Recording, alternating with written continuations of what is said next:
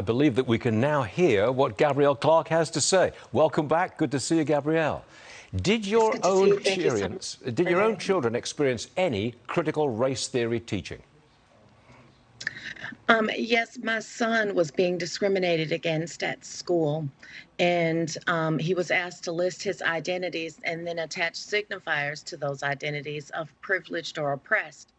And when he refused, he was threatened his graduation.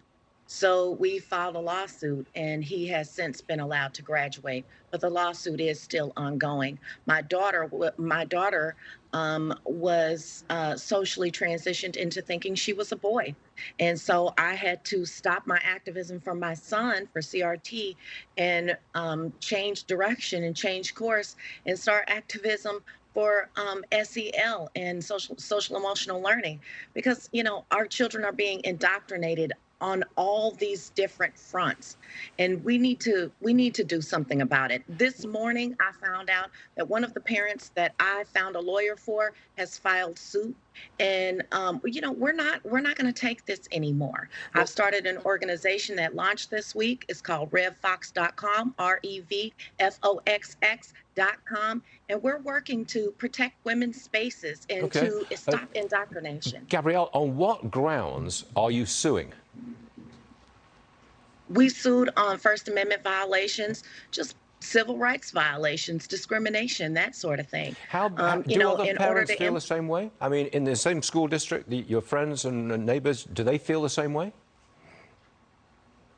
I really haven't gone into a whole lot of details with the people in the school, because at that time we were in the pandemic and they were distance learning. So at that time I didn't really know, and I've since moved to Houston. But in Houston, yes, people are ready. They're sick of this.